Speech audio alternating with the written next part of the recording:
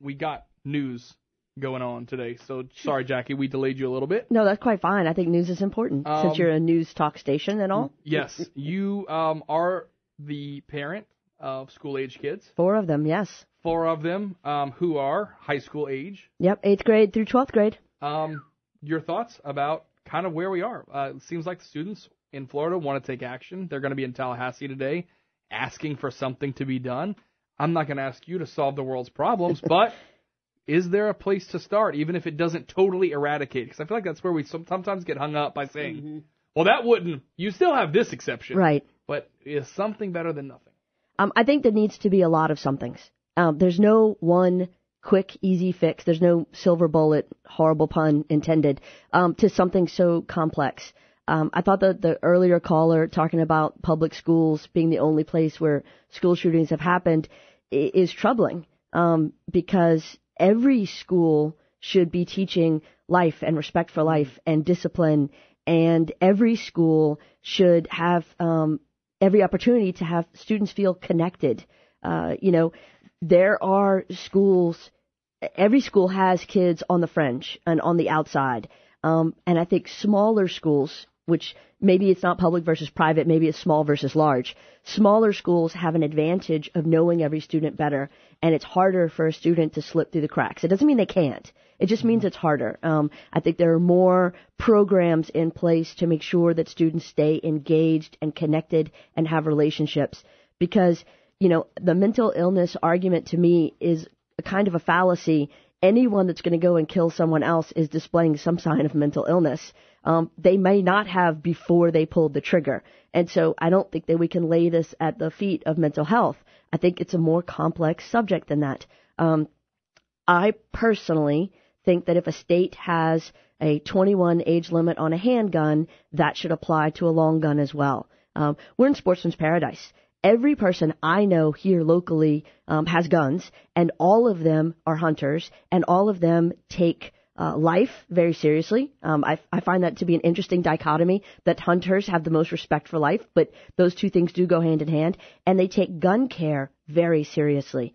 But when I hear about these situations, all too often there are people who did not respect life, obviously, did not have guns locked up in the home, did not go through gun safety classes that hunters are required to do for a hunting license, and you just have a different approach. I think that the conversation y'all were having earlier about people having kids that they don't want, I think sometimes that factors into it. I think violent video games factors into it.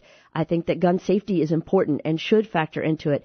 I think there are a lot of places where we can make a number of small changes that do not in any way infringe upon the Second Amendment and yet will make kids' lives safer. What do you think about, obviously in the 90s, the big cry was about the video games, was the violent video games. Well, now that cable has exploded since then, and you can watch anything from NCIS New Orleans to Forensic Files and everything. I mean, there is violence everywhere that we look, and I'm a fan. I'm not hating on anyone. Sure. I love Forensic Files. Right. But I have admitted it teaches you how to kill someone and not be caught. But it comes down to parenting. I think it comes down to parents knowing what their kids are watching. It comes down to, now, I'm not blaming any parent for things that have happened. I watched a video over the weekend with the mom of one of the Columbine shooters, Klebold, and she seems like a really nice, normal, well-adjusted lady, and she talked about their nice, normal, well-adjusted family, but the kid was building bombs in the basement and stockpiling weapons. Again, I think that the more involved parents are, and it's really hard in the day and age when both parents work, but the more involved you are, the more you know about what your kids are up to, who they're hanging out with, I think the better chance we have of preventing these things from happening. The dad who turned his daughter into the police on Friday because he found journals where she was plotting out in very specific detail exactly how she was going to have a school shooting at her campus. I was going to say execute a school shooting, and that just sounded horrible in my head, so that's why I didn't say it.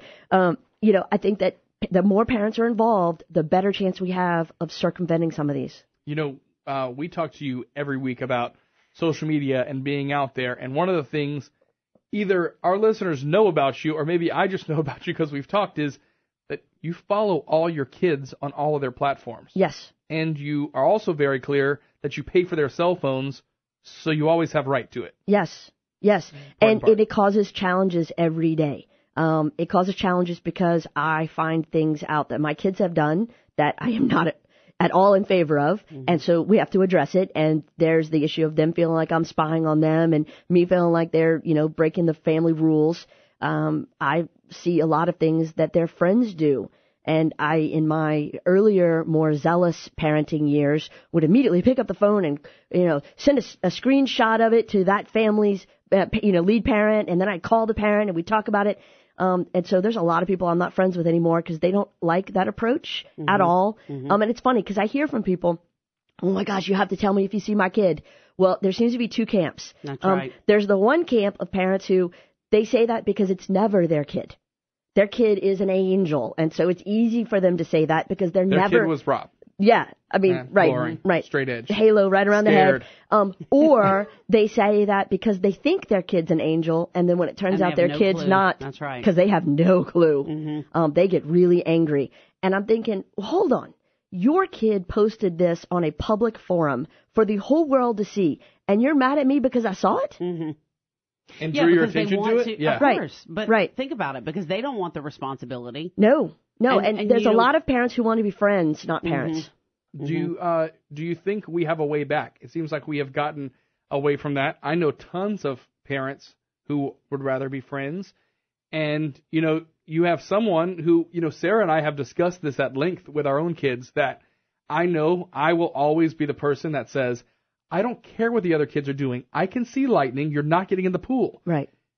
But there are parents who are like, get out of my face, get in the pool. Right. And it gets harder as they get older. Yeah, to so many different things. The older they get, the harder it is to lay down those laws because, A, they have more access to information.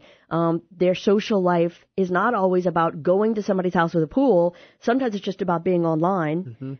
So they have easier access to more information. They're growing up faster. And it gets harder and harder to say no because you're cutting off their social life, their access to people. And that's what high school is about, is those connections. And so it gets harder and harder to prevent them from going to the party because everybody else really is at the party. And it's not just something they're saying, oh, everybody else's parents letting us go. No, the parents are letting them go. The parents are supplying kegs. The parents are having boys and girls sleep over. Oh, you can make the shocked face all you want.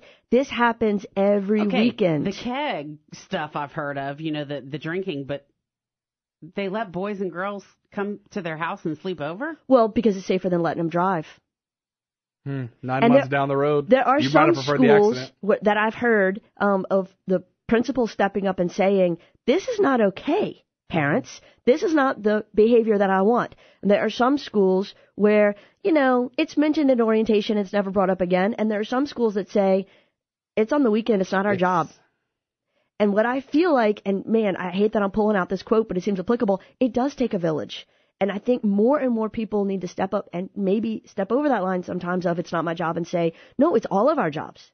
Because you're right, having them sleep over means they're not driving drunk, but they're 16, so maybe we just shouldn't let them And they're drink. 16 and maybe drunk? Oh, yeah. And maybe a girl can't give her consent when she's drunk? And that's the thing. The fact that, you do end up with, and I know of a couple of situations where you end up with kids who are pregnant months after, weeks after, days after these parties. And I'm thinking, well, what did you think was going to happen? Gosh. So. It's indicative of a way larger problem, I think. And so it may culminate in something that gets the nation's attention with a school shooting. But when we look deeper than that, that is as horrible and tragic and terrifying as it is to a parent. That is the smallest way that kids are dying today. When we look at the bigger ways with drunk driving, with violence, with abortion, you've got, if we're going to be pro-life, school shooting's a small part of that whole I'm worried about kids' lives because kids' lives start a lot earlier. What, at the end of all this, obviously this conversation could go on for months. Is there a first step that we should take? I think the kids in Florida are taking it. Yeah. I've never seen any group of survivors respond like this. I don't know if you're following online, a group that started over the weekend that now has hundreds of thousands of followers is this school walkout on April 20th. Those are kids on the 19th anniversary of Columbine. All right. Jaci Russo, thanks for kind of veering from our topic we normally talk of. I think a lot of people are talking about this. A lot of people don't have 4 high school kids that can kind of give us some insight. My kids are way too young. I can't imagine it. I'm already kind of having in my mind like, oh my gosh, let's become a one-income family. Let's just homeschool them. Right. You know, what are you talking about this week on the blog? Well, now I just want to go live in a cave. Well, go, and farm and keep my kids very close to me. So we're talking about SEO, and, you know, it seems so minor compared to this. All right. I'll tell you what is major, though, is Louisiana softball beating Florida. That was awesome. Louisiana baseball beating Texas. Louisiana basketball for the men's side being 22-4, undefeated at home.